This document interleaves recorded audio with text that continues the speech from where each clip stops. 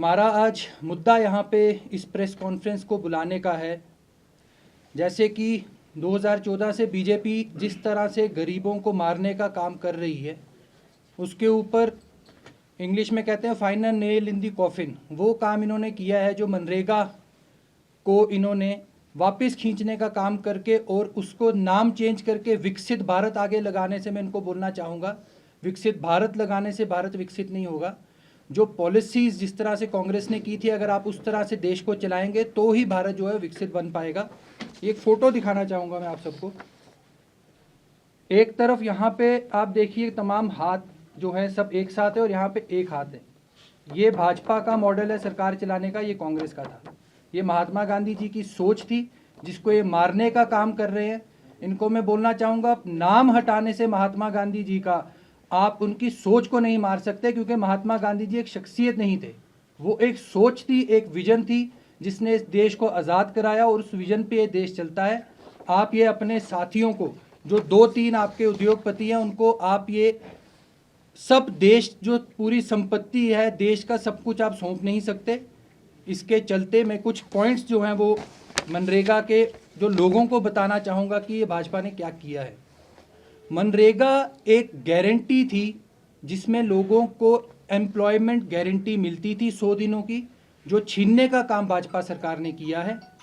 इस एक्ट जो ये लेके आया वीबीजी राम जी, इसमें कोई भी एम्प्लॉयमेंट गारंटी जो है वो ये सरकार नहीं दे रही है। मनरेगा में 90% जो पैसा आता था वो सेंटर के तहत आता था, जो इन्होंने चेंज करके 60-40 किया है।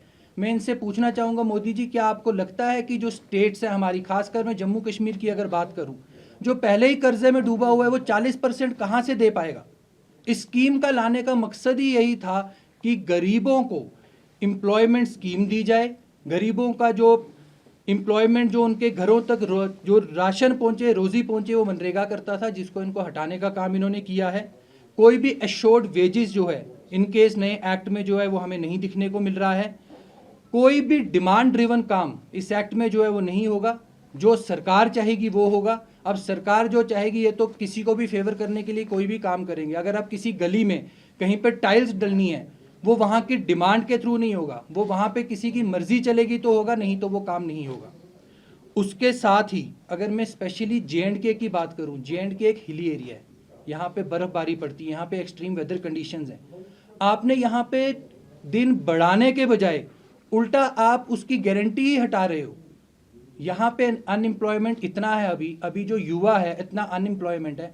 आप यूथ को एम्प्लॉयमेंट ना देने के बजाय उल्टा आप लोग जो है इसको खींचने का काम कर रहे हैं। यहाँ तो बल्कि बढ़ना चाहिए।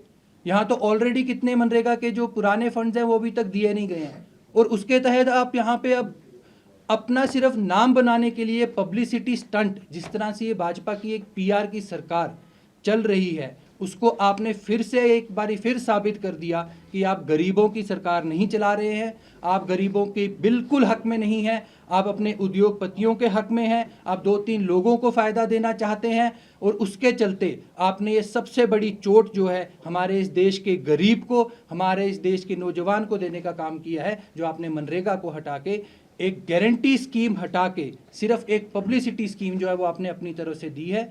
इसके तहत पूरे देश में कांग्रेस पार्टी जो है वो प्रोटेस्ट कर रही है।